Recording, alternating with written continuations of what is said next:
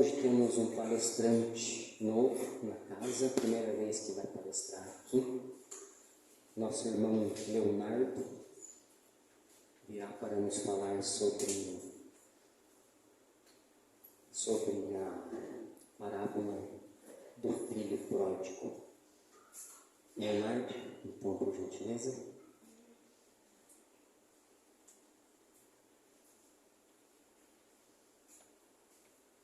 Se você precisar ligar o microfone, fica à vontade.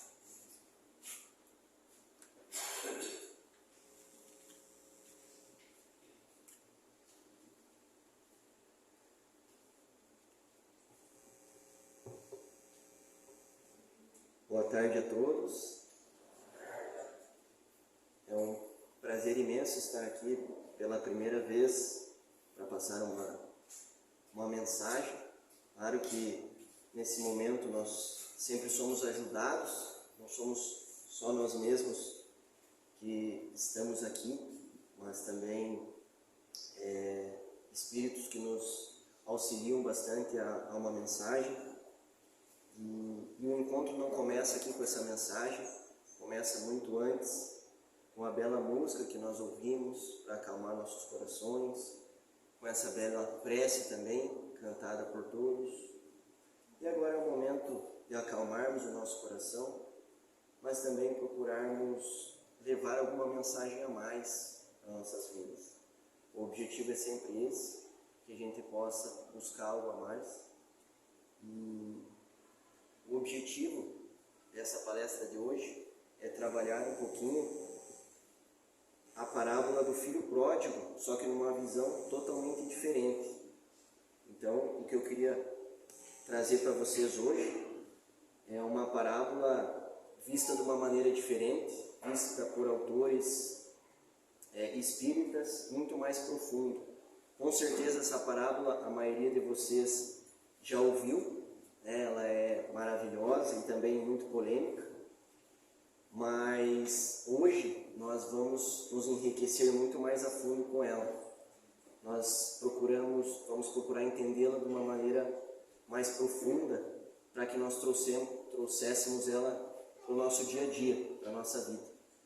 Eu também a gente que é mais jovem sempre procura fazer tudo por slides, né? Então eu vou passar para vocês ali na lateral, mais ou menos. Não estou acompanhando ela, então qualquer coisa você me dá um grito lá atrás, beleza? Mas eu já queria dar o primeiro desafio para todos os presentes aqui nesta tarde maravilhosa, que vocês escutem a parábola com a seguinte pergunta no coração de vocês. A pergunta é a seguinte: o que Jesus estava querendo dizer para nós contando essa história? Porque em toda a parábola que Jesus trazia, ele fazia uma indagação. Alguns entenderão um pouco a minha história, alguns entenderão mais, e alguns chegarão a uma profundidade que pode chegar até a ter mudanças de sentimentos e emoções. Então, eu quero desafiar vocês agora a gente ouvir essa parábola e se perguntar o que Jesus está querendo dizer com essa história. Legal? Afinal, esse é o nosso grande objetivo de hoje, entender um pouco mais sobre essa parábola. O que será que Jesus estava querendo dizer com essa bela história, que a gente tanto ouve como filho pródigo, mas na verdade é a história de dois filhos. Afinal, teve o filho mais novo e o filho mais velho. Nós vamos ter uma grande missão nessa 1 hora que nós teremos juntos, que é procurar entender ela, só que de uma maneira muito mais profunda, certo? Tudo começou com um estudo que nós tivemos em um centro espírita lá de Mafra, sobre essa parábola. E aí, quando nós tivemos esse estudo, a gente se aprofundou tanto que foi-se pensado que mais pessoas deveriam chegar nesse entendimento dessa parábola. Afinal, ela tem uma profundidade muito grande. E aí, surgem mais coisas que a espiritualidade faz conosco, né? Minha mãe pediu, depois de conhecer um pouco mais essa parábola, que ela se tornasse uma palestra. E é por isso que hoje aqui nós ouviremos um pouco mais sobre ela. Bom, começando a falar sobre ela, surgem algumas perguntas normais que a gente fica se indagando quando ouve essa história. Eu, pelo menos, tinha feito todas essas a primeira vez que eu ouvi essa história dos dois filhos. Como eu não estou vendo ali a apresentação, até vou pedir ajuda da Maria, que ela é sempre minha colaboradora de ouro, para ler para mim as perguntas ali para me ajudar. Qual que é a primeira pergunta, Maria? O outro filho tem razão em questionar? O que vocês acham, pessoal? Filho mais velho ficou com o pai, né? E o outro filho foi para longe. E aí o pai, será que o pai foi muito bonzinho? Né? O filho tem razão em ficar bravo com o pai? É a primeira pergunta que a gente faz. São pensamentos que surgem, né, quando a gente ouve essa história. O que mais, Maria? O pai não deu valor ao filho mais velho? E aí, vocês acham que o pai não deu valor? Matando o novilho gordo, o bezerro, para o outro filho quando ele retornou para casa? A gente não tem esse sentimento? O que mais, Maria?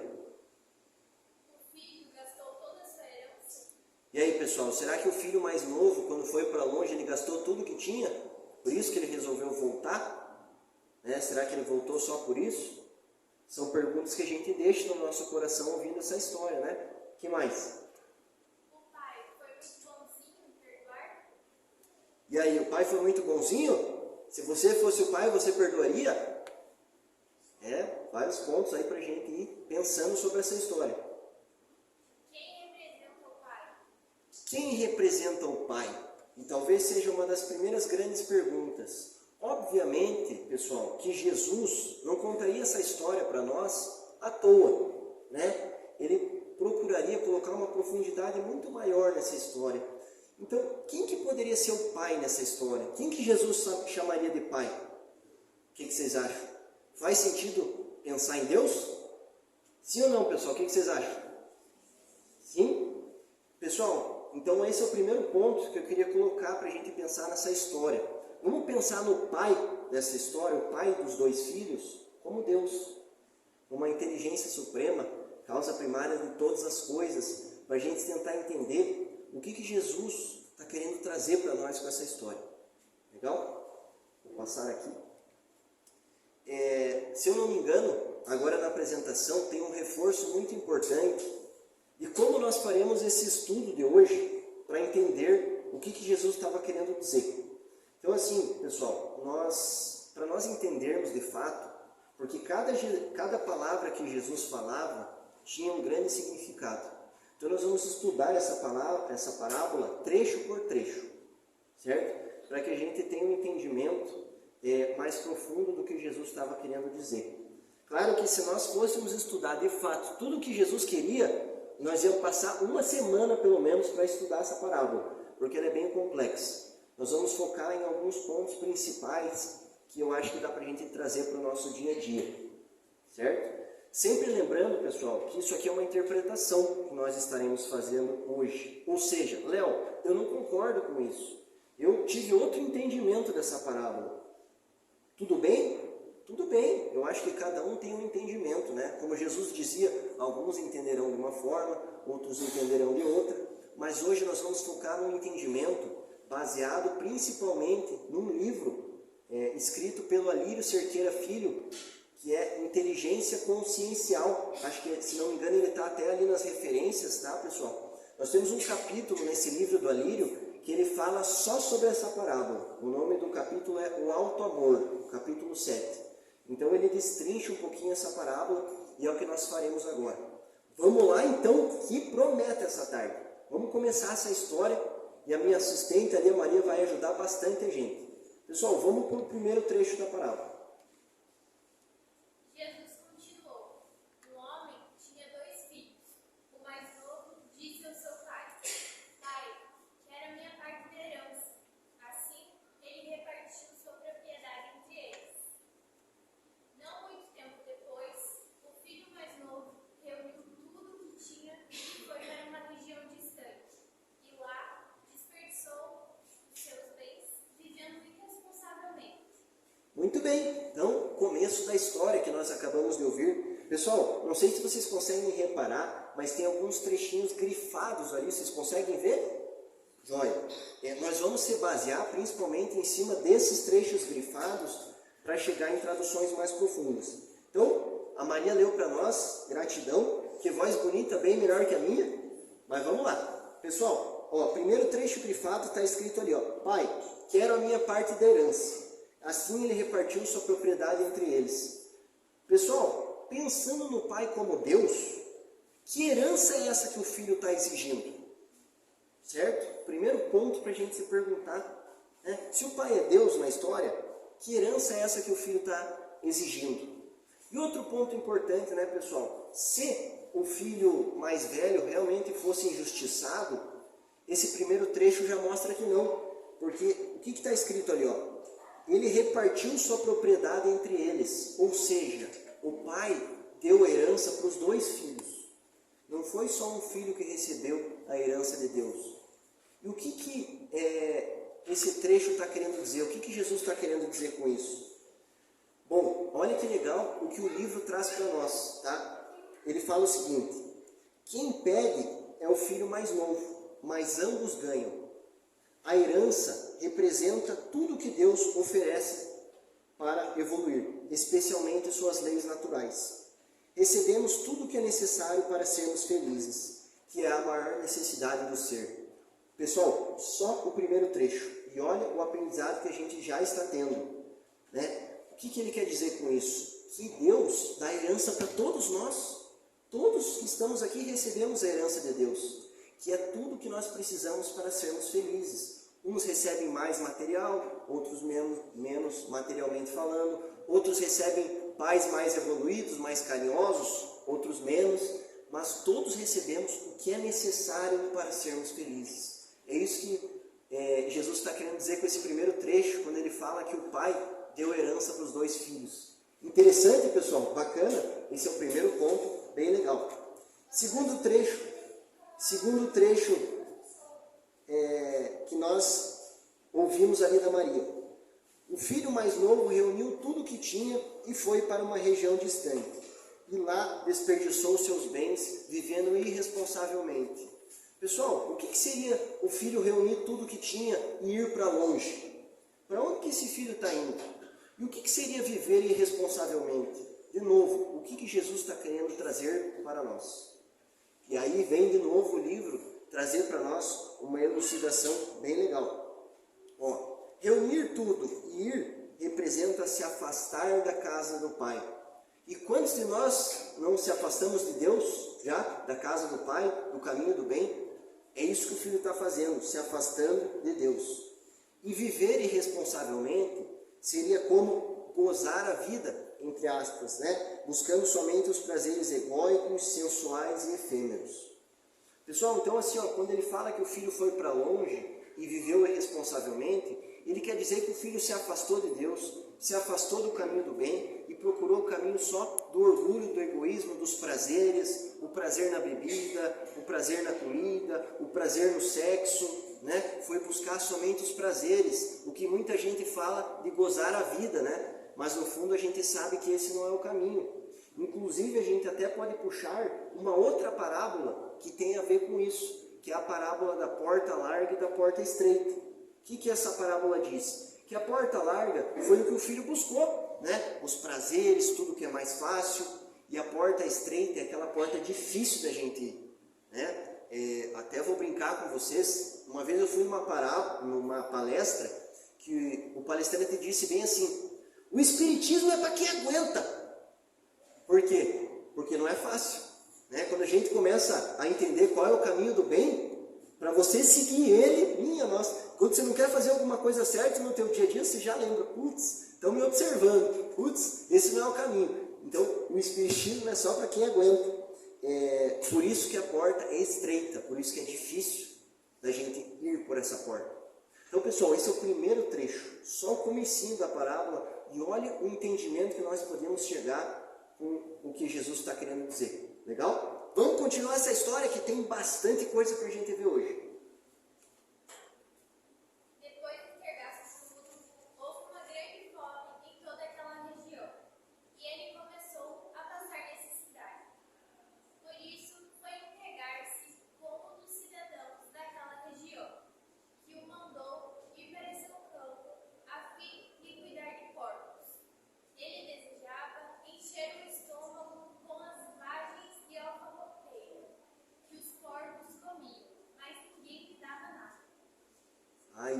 seguindo a história, hein? Pessoal, se eu tivesse tipo um dia inteiro, sabe o que nós podíamos fazer? Cada um tentar interpretar o que Jesus estava querendo dizer, né? E a gente debater junto. Mas como nós só temos uma hora, nós temos que usar o livro, né? Para nos ajudar. O que será que Jesus está querendo dizer com esse trecho que a Maria leu para nós? Primeiro trecho grifado importante ali, né? Houve uma grande fome em toda aquela região e ele começou a passar necessidade. Pessoal, será que essa fome que o filho mais novo está sentindo é fome do pão? É fome de alimento? Ou é uma fome muito mais profunda? Olha que interessante para a gente pensar. Estou jogando questionamentos, né? Segundo trecho grifado ali. Ir para o seu campo a fim de cuidar de porcos. Ele desejava encher o estômago com as vagens de alfarrobeira que os porcos comiam, mas ninguém lhe dava nada. Qual é a tentativa desse filho com querer comer o que os porcos comiam? O que será que ele está querendo fazer? Se nós pensarmos que não é fome de alimento, que comida é essa dos porcos que Jesus está querendo dizer? Legal? Olha as indagações, olha as perguntas. Vamos a novas respostas, tá, pessoal? Vamos ver o que o Alírio traz para nós, que é muito interessante também. Primeiro ponto ali, né? Estamos falando da fome. Aqui, Jesus aborda a consequência de nossos atos. Essa fome não é a do pão, mas a principal fome que o ser pode ter, que é a do amor, a fome espiritual, a fome do sentido existencial, né? Inclusive, para a gente trazer para a nossa realidade, quantos de nós não sentimos essa fome dentro de nós, e é o que fez nós estar aqui hoje? Ou é o que fez nós começar a frequentar esse belíssimo centro aqui de Itaiópolis? Essa fome, esse vazio dentro de nós, que nós queremos um caminho para sermos felizes, certo? Então, pensem, o filho foi para longe, o filho só quis gozar a vida, aproveitar, entre aspas, né? E aí o que aconteceu em certo momento? O vazio, né? Porque nós que somos espíritas e estudamos o caminho a ser seguido, a gente sabe que se nós for só para os prazeres, nós vamos se perder. Nós vamos sentir esse vazio dentro de nós, essa fome, né, que é muito mais profunda. Tá, Léo, e essa comida dos porcos? Quero entender o que Jesus estava querendo dizer. Olha que interessante. Ir para os campos é a tentativa de preencher o vazio existencial. Encher o estômago com que os porcos comiam seria tentar controlar os sentimentos sem a conexão com Deus. Jesus demonstra a imensa carência que chegaremos se usarmos mal o livre-arbítrio. Então, quando a gente começa a sentir mal, qual que é a primeira coisa que a gente faz? Vou tentar me controlar, né? Vou ficar bem por mim mesmo. Não preciso de ajuda. É ou não é? É a primeira coisa que a gente faz. E é o que o filho está tentando fazer, controlar os sentimentos, controlar esse vazio dentro dele, sozinho, certo? Sem ajuda, sem apoio do nosso pai. E ele nunca vai conseguir, né? Por isso que até está escrito aqui, Jesus demonstra a imensa carência que chegaremos se usarmos mal o livre-arbítrio. Pessoal, se nós irmos pelo caminho errado, o tanto que nós vamos sofrer é brincadeira. Tá? Então, nós temos que saber disso e ir para o caminho do bem. E que interessante isso, né? Quantas vezes nós tentamos ficar bem sem procurar o caminho do bem, sem procurar amar o próximo, sem procurar ser uma pessoa melhor, sem procurar perdoar as pessoas. Às vezes a gente não consegue nem conviver com a nossa própria família, né? Então, que interessante isso que ele está querendo trazer, pessoal, que é o seguinte, nós não vamos conseguir ir para o caminho do bem sem nos conectarmos de verdade com Deus, sem buscarmos de verdade, entregarmos o coração para Ele. Legal? Pessoal, está fazendo sentido até agora as explicações? Balance para mim assim, ó. Joia. Ou assim também, não tem problema. Maravilha. Pessoal, bem legal, hein? Olha os aprendizados que a gente está tendo até agora. Show de bola. Vamos lá para a voz mais linda de hoje? Maria, continua para nós a história. Caindo em si, ele disse: quantos empregados de meu pai têm comida de sobra e eu aqui morrendo de fome? Eu me porei a caminho e voltarei para meu pai e lhe direi: Pai, pequei contra o céu e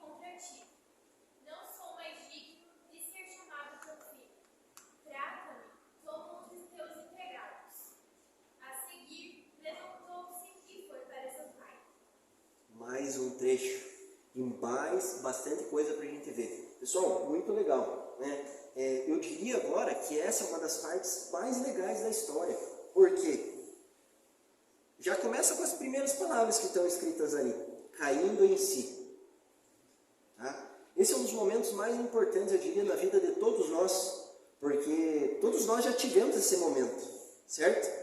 Que é o momento do quê? Do despertar. Né? Quando a gente percebe o quão bem as pessoas que estão próximas de Deus ou vivem o caminho do bem se sentem. Né? Eu brinquei na outra casa espírita que eu fiz essa palestra, falei assim, ó, os trabalhadores da casa aí, vocês não veem eles felizes, parceiro?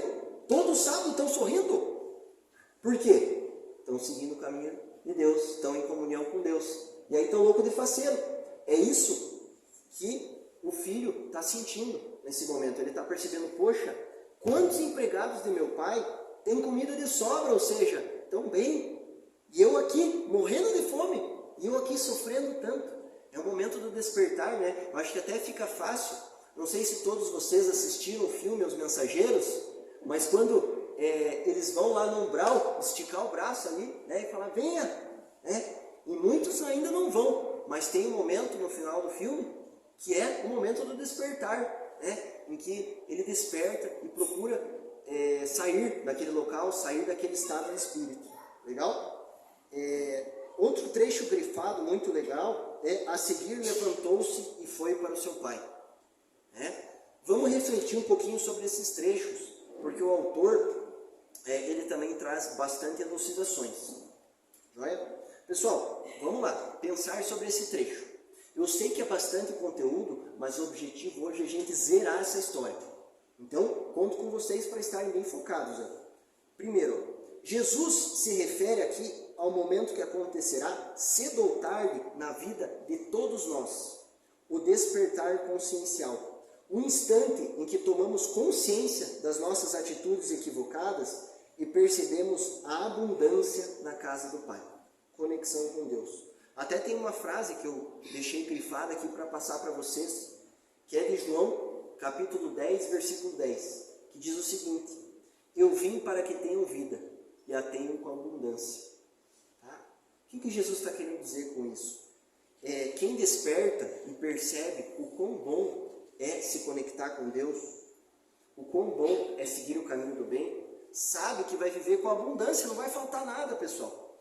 Não vai faltar nada na nossa vida se a gente tiver fé, se a gente procurar seguir o caminho do bem de verdade, se a gente estiver com a nossa consciência tranquila, não vai falar nada. Por isso que Jesus diz para nós: eu vim para que tenham vida e a tenham com abundância. Ou seja, quem seguir Jesus vai ter uma vida com abundância.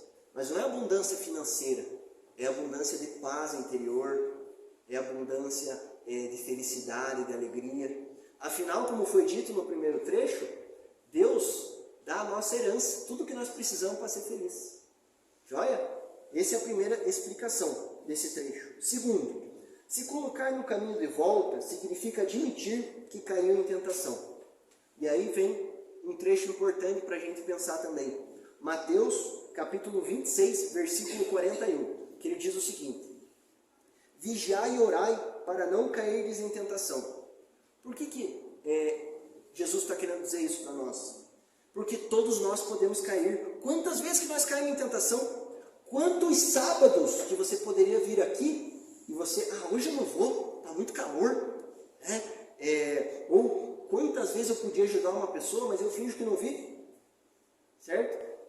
Ou quantas vezes eu vou para a bebida, ou eu exagero no alimento, ou eu minto, ou eu não sou um bom filho, né? Então, é facinho a gente cair em tentação, é facinho a gente ir para o caminho do filho mais novo. Por isso que nós temos que vigiar e orar. Se possível, orem bastante vezes no dia, hein? Tá? Para ficar sempre com o pensamento tranquilo e prestando atenção no que a gente está pensando. O que eu estou pensando nesse momento? Será que eu estou concentrado aqui? Bem importante. Lembrando que o auto-perdão não anula os erros cometidos. Então, ao ir para a casa do pai, ele deu o passo para o arrependimento. Quando o filho disse, eu vou ao meu pai, ele está querendo voltar ao caminho do bem. Mas tem um alerta aqui. não é porque ele percebeu isso que ele não vai ter que pagar pelas escolhas erradas. Existe uma lei que é a lei divina, que é a lei da plantação e colheita, lei da causa e efeito. Então, tudo que o filho fez, né, se perdendo, ele vai ter que pagar. Mas não significa que Deus não estará lá para recebê-lo. Joia? Bacana? Vamos dar sequência? Porque tem mais coisas aí para nós. Maria...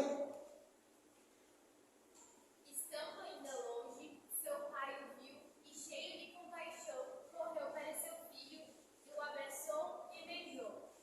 O filho lhe disse: Pai, pequei contra o céu e contra ti. Não sou mais digno de ser chamado teu filho. Mas o pai disse aos seus servos: Depressa, tragam a melhor roupa e vistam nele. Coloquem um anel em seu dedo e calçados em seus pés. Tragam um novilho gordo e matem-no. Vamos fazer uma festa e alegrar-nos, pois esse meu filho estava morto e voltou à vida. Estava perdido e foi achado. E começaram a festejar o seu regresso. Muito bem, Maria. Pessoal, dando sequência, né? Vamos sempre focando nos trechos grifados, para a gente não se exceder de tempo. Estando ainda longe, seu pai ouviu e, cheio de compaixão, correu para o seu filho, o abraçou e o beijou. Novamente, hein? Pensando que o pai é Deus, o que Jesus está querendo dizer? Será que o nosso pai é misericordioso? Se nós procurarmos ele vai estar nos esperando sempre, com um beijo no abraço? O que vocês acham? Né? Outro trecho grifado, né? O filho dizendo: não sou mais digno de ser chamado teu filho. Que sentimento é esse dentro dele? Né? Para pensarmos também. E outro trecho grifado: pois este meu filho estava morto e voltou à vida, estava perdido e foi achado. O que Jesus está querendo dizer? Este meu filho estava morto e voltou à vida. Né? Também para nós pensarmos. Vamos lá, pessoal, vamos ver o que o autor traz para nós, que tem bastante elucidações também desse trecho. O primeiro ali grifado, falando principalmente do abraço do pai. Aqui Jesus nos oferece a reflexão sobre a lei de compaixão. Ainda que estejamos longe, o Pai zela por nós. Deus sempre irá acolher todo filho sincero em busca de reabilitação. Então, pessoal, por mais que você tenha errado, Deus sempre estará zelando por você. E quando você se arrepender e querer seguir esse caminho da luz, do bem, entrar na casa do Pai, estar em comunhão com Deus, Ele vai estar te esperando, Ele vai vir te receber com a melhor luz do mundo. Quem está próximo de Deus hoje aqui, sabe disso, né? Pode até compartilhar isso também, falar: a melhor coisa do mundo que eu fiz foi me aproximar de Deus, foi me aproximar do caminho do bem, porque hoje eu me sinto pleno, me sinto em paz. Legal? Segundo trecho. Porém, apesar do carinho, o filho se sente indigno por ter praticado o desamor. Se sentirá bem quando começar a praticar o amor. Então, como ele foi pelo caminho egoísta, né, procurou gozar a vida, ele está se sentindo indigno, né, pessoal? A gente se sente tão mal quando escolhe o caminho errado. A gente pode até brincar, né, quando a gente come um monte de bobeira, a gente não fica se sentindo mal depois? Dá para ser uma comparação, né? Então, quando a gente escolhe o caminho errado, olha, ó, arranquei bastante sorriso, isso é importante. Quando a gente escolhe o caminho errado, a gente se sente indigno, né? E quando que a gente vai começar a se sentir bem de verdade? Quando a gente começar a praticar de fato o amor. Então, ele estava praticando o desamor, o contrário. E agora, ele está procurando começar a praticar o amor. Quando ele começar de fato a praticar, ele vai começar a se sentir bem. No final, hoje, me lembrem que eu vou fazer uma dinâmicazinha com vocês para mostrar a diferença quando a gente começa a praticar o amor. Legal? Guarde isso aí para o final. Terceiro ponto. O filho estava morto e reviveu. Significa que ele matou temporariamente o bem dentro dele. Por orgulho e egoísmo, e devido a essa atitude, chegou ao auge do desamor. Sofreu as consequências e depois retorna ao amor, ao caminho da dignidade. Pessoal, quando a gente escolhe o caminho errado, chega um momento que até se apaga a nossa luz. Né? Pense, Jesus disse que o filho morreu, depois reviveu. Quando a gente escolhe o caminho errado, a gente pode ir para um mundo trevoso, né? Para as trevas, para a influência, e fazer coisas terríveis. Tá? Chega-se até apagar a nossa luz. Certo? por isso que ele chegou a esse auge de dor, esse auge da fome, né? Mas ele está sofrendo as consequências e logo deve voltar ao caminho do bem.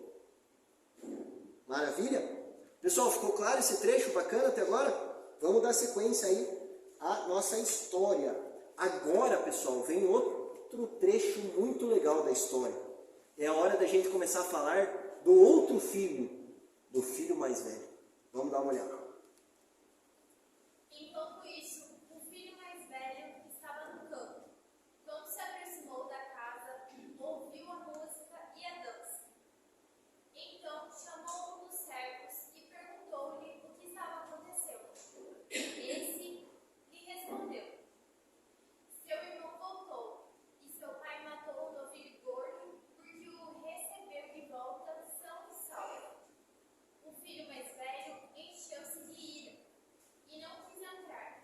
Então seu pai saiu e insistiu com ele. Mas ele respondeu ao seu pai: olha, todos esses anos tenho trabalhado como um escravo ao teu serviço e nunca desobedeci às tuas ordens. Mas tu nunca me deste um cabrito para festejar com os meus amigos. Tan, tan, tan, tan. Agora vem uma elucidação muito legal dessa parábola, pessoal. Primeiro trecho que está grifado ali, né? O filho mais velho estava no campo. Quando se aproximou da casa, ouviu a música e a dança. Pessoal, eu tive que estudar essa parábola. Eu digo assim, eu tinha lido essa parábola pelo menos umas 20 vezes e eu nunca tinha percebido isso. Certo? E agora nós perceberemos juntos, tá? Pessoal, um ponto importantíssimo da parábola. Em momento algum, o filho mais velho entra na casa do pai. O que está escrito ali? O filho mais velho estava no campo, se aproximou, mas ele não entra. E se vocês relerem a parábola, em nenhum momento ele entra. O que Jesus está querendo dizer com isso? E esse é um ponto fundamental da parábola, tá, pessoal? É um grande ponto, eu diria, da parábola. Olha que interessante o autor trazendo para nós. Em momento algum, o filho mais velho entra na casa. Ele está no campo, chega perto, mas não entra. Estar na casa do pai é o símbolo da comunhão com Deus. Ele simboliza o pseudo-amor e não o amor. O que ele está querendo dizer? Quantos de nós que fingimos que estamos em comunhão com Deus, que fingimos ser boas pessoas, não estamos de fato praticando na nossa vida o caminho do bem? Não estamos de fato sendo pessoas boas? É isso que o filho mais velho está fazendo. Ele se aproxima de Deus, mas ele nunca entra em comunhão, ele nunca entrega o coração e começa a praticar isso no dia a dia. Então, esse ponto é muito importante da parábola para a gente pensar. O segundo trecho grifado ali. O filho mais velho encheu-se de ira e não quis entrar. Então, seu pai saiu e insistiu com ele. Certo? Vamos às elucidações. Enquanto o filho mais novo, ao se sentir indigno, busca dignificação, com seu irmão mais velho isso não acontece, pois ele se acha o máximo em termos de dignidade. E mesmo o pai indo até ele e convidando para entrar, ele recusa. É o que Deus faz conosco, sempre nos convidando de todas as formas para entrarmos em comunhão com ele e com o próximo. Então assim, mesmo o filho estando ao redor, fingindo que realmente acreditava em Deus, que queria seguir ele, Deus saiu da casa, ou seja, Deus vai atrás de nós a todo momento falando: filho, venha. De novo o exemplo do filme lá, em que os bons espíritos vêm nas pessoas lá no umbral e falam assim: venha, eu irei te ajudar. E o que o pessoal faz? Eu não quero ajuda. Então é o que Deus está fazendo com esse filho, falando: venha, filho. E mesmo assim, ele cheio de ira, de ódio, de ciúme do irmão, de raiva, ele se nega a se entregar a Deus de verdade. Então a gente às vezes acha que o filho mais velho é certinho, mas a gente está começando a perceber que não. E ele até faz um argumento ali, no último trecho grifado: todos esses anos tenho trabalhado como escravo ao teu serviço e nunca desobedeci às tuas ordens. De novo um trecho para a gente pensar. O argumento de servir há tantos anos é superficialidade. É como não transgredir um mandamento ou não faltar na igreja, como se houvesse uma obrigação. A lei de Deus é de liberdade. somos convidados a amar as leis de Deus por amor e não por obrigação. De novo, trazendo isso para o nosso dia a dia, não é porque você vem aqui todo sábado que você já é uma pessoa boa. Ah, isso aí é um tapa de luva, às vezes, para a gente pensar. É isso que a parábola está querendo dizer. Que ele se acha digno só porque ele, exemplo, né, não descumpriu nenhum mandamento ou não faltou na igreja. Ah, esse ano eu não faltei na igreja nenhuma vez. Então já tô bem, né? Não é só isso, pessoal. Né? O ponto fundamental é esse aqui. Né? A lei de Deus é de liberdade. Ou seja, nós somos convidados a amar as leis de Deus por amor e não por obrigação. Quantos de nós viemos ao centro espírita por amor? Tá? Quantos de nós ajudamos os outros por amor? Ou será que muitas vezes a gente não faz por obrigação? Esse é um ponto importante que ele está querendo dizer. Então, o filho mais velho, ele fazia por obrigação. Ele não tinha entregado o coração a Deus.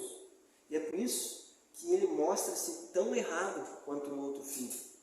Certo?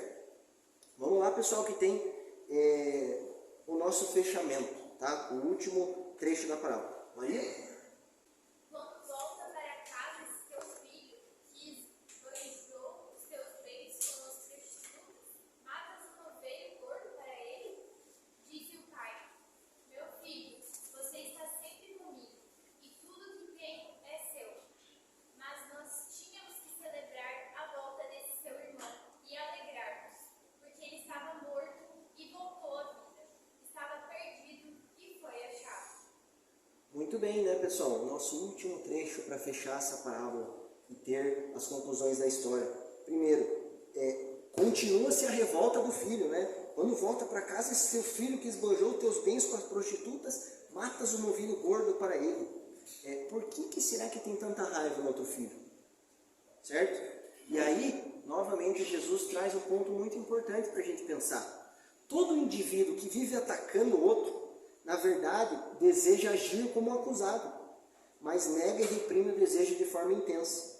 A mensagem transmitida por Jesus é sobre os danos que as máscaras causam. O que isso quer dizer? Que o filho mais velho, ele ficou com o pai, mas o que ele queria de verdade? Ele queria gozar a vida, igual o outro filho, ele queria ir em busca dos prazeres. Né? Mas ele mascarou aquilo ali. Não vou fazer porque eu vou ganhar alguma coisa com isso, então eu vou ficar aqui com o meu pai. Né? Essa mensagem é muito importante porque ele mostra os danos que as máscaras causam, certo? Mesma coisa, eu finjo ser uma pessoa boa, mas no fundo o que eu estou pensando é querer o mal daquela pessoa, estou irritado com aquela pessoa. Pessoal, o que vale é a tua real intenção, aquilo que você está pensando de verdade no teu coração, certo? Ponto muito importante. Segundo, né? Meu filho, você está sempre comigo e tudo que eu tenho é seu. O que o pai quer dizer? Quando o pai diz, filho, todas as minhas coisas são tuas, ele fala diretamente para o filho mais velho que ele é filho de Deus e todas as coisas do universo são dele também. Então não tem por que ele ficar irritado, porque volta-se ao primeiro trecho lá. A herança é para todos. Deus dá a herança para todos nós, para todos os filhos. Então não tem por que ficar com ciúme do outro ou inveja do outro, porque Deus deu tudo o que você precisa para ser feliz. Bem importante. Tem até mais 2 trechos aqui bem legais, pessoal, né? Em que Mateus fala no capítulo 6, versículo 33. Buscai primeiro o reino de Deus e sua justiça, e tudo mais vos será acrescentado. Ou seja, se eu entrar em comunhão com Deus, ou seja, entregar meu coração para Deus, tudo será acrescentado. Eu não vou precisar de mais nada. Legal? E o segundo trecho importante, Lucas, capítulo 17 a 20 e 21. O reino de Deus não vem com aparência exterior, nem dirão, ei-lo aqui ou ei-lo ali, porque eis que o reino de Deus está entre vós. O que isso quer dizer? Que o reino de Deus está dentro de nós mesmos. Por isso que Jesus está querendo dizer que nós temos tudo que nós precisamos para ser felizes. Eu costumo brincar, né, porque eu tenho bastante amigos católicos, né, e eu costumo brincar com eles sobre o céu e o inferno, né, porque eles falam muito sobre isso. Tá? E aí eu fiz uma indagação para eles que é o seguinte: o céu e o inferno não é um lugar que a gente vai. O céu e o inferno está dentro de nós. Certo? Você que escolhe se você vai viver no céu inferno, vamos dizer assim, né? Por quê? Porque o reino de Deus está dentro de nós. Se nós seguirmos e entregarmos o coração para Deus, nós viveremos um céu aqui na terra. Nós viveremos em paz. Legal? Esse é o fechamento que Jesus faz da parábola. Pessoal, eu sei que é muito conteúdo, é bastante coisa para a gente ver, bastante informação por uma tarde, mas eu achei essencial passar tudo isso para vocês. E agora, para a gente fazer um fechamento, o objetivo é o seguinte: de tudo que nós estudamos, tentar tirar 4 lições para a gente levar para a nossa vida a partir de agora. Quais seriam elas? Vou pedir a ajuda da Maria, que eu também não estou com o slide. Recebemos tudo que é necessário para sermos felizes. Joia.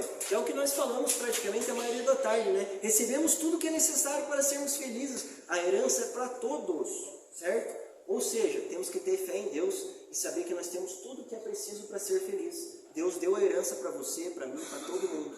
Então nós só temos que saber usá-la e segui-lo, porque nós temos tudo que precisamos para sermos felizes. Muito importante. Segundo, Quantas vezes somos cada um dos filhos? esse segundo também é importante. Quantas vezes que nós somos o filho mais novo e queremos só gozar a vida? E aí depois nós nos arrependemos, sofremos as consequências, mas temos esse despertar. Quantos que estão aqui no centro não tiveram esse momento? Né? Pensar, nossa, o que eu estou fazendo da minha vida? Né? Vou procurar o caminho do bem. É o filho mais novo. E quantas vezes também nós somos o filho mais velho, né? Nos achamos os donos da razão, achamos que já sabemos as coisas. Eu já li todas as obras básicas, então eu já sou uma pessoa melhor que a maioria das pessoas. Né? Ou a máscara, ou o ego de novo dentro de nós. Quantas vezes nós somos esse filho? Que também está errado. Né? Então, importante essa conclusão. O que mais, Maria? Pratiquemos por amor e não por obrigação. Pratiquemos por amor, não por obrigação. Viemos no centro por amor, ajudemos os outros por amor. De novo, o filho mais velho estava praticando por obrigação, por isso que ele sofreu tanto. Se vocês praticarem por obrigação, ajudar os outros, fazer as coisas, vocês vão sofrer, tá? Entregue o coração de fato a Deus e façam o melhor de vocês, que aí vai ser por amor, vai ser mais fácil. E só para a gente voltar e concluir com o último ponto importante que essa parábola traz para nós, você lê para mim, Maria? O reino de Deus está em nós. Pessoal, de novo, né, aquilo que nós estávamos falando, o reino de Deus está em nós, nós temos tudo que é preciso para sermos felizes. E quando a gente coloca Deus no nosso coração, a gente se sente numa paz enorme. A gente limpa tudo de negativo que tem dentro de nós. E eu queria até mostrar isso para vocês na prática. Lembra que eu falei que ia fazer uma dinâmica para fechar? Eu vou fazer uma dinâmicazinha agora para mostrar para vocês o que acontece com a gente quando a gente entrega o coração para Deus. Legal? Vamos ver se vai dar certo isso aí? O que isso quer dizer, pessoal? Vamos dizer que seja igual o filho mais novo, né? Que escolheu o caminho errado. E aí ele foi para o orgulho, para o egoísmo, então ele está assim. E quando nós estamos assim também, né? Machucados por dentro, perdidos, seria a mesma coisa ali. E aí eu vou mostrar para vocês o que acontece agora quando a gente entrega o nosso coração para Deus. Quando a gente entra na casa do Pai de verdade. Legal? Vamos dar uma olhada? Então, estou começando a seguir o caminho do bem. O que está acontecendo já? Estou começando a seguir o caminho do bem. Já está começando a ficar mais clarinho, né?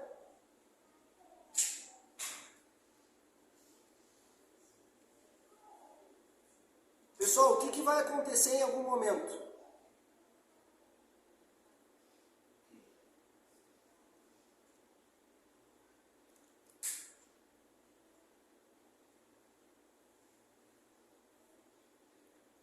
Pessoal, como é que está a água do copo agora? Limpa. Qual que é o objetivo que eu queria mostrar para vocês? Claro que uma bacia melhor seria melhor que está refletindo um pouquinho a água suja, mas qual que seria o objetivo de mostrar para vocês? Se vocês seguirem o caminho de Deus, se vocês entregarem o coração a Deus, é a mesma coisa que vai acontecer. A gente vai se limpando, vai se purificando, e em algum momento nós seremos igual Jesus. Seremos tão limpos quanto esse copo agora.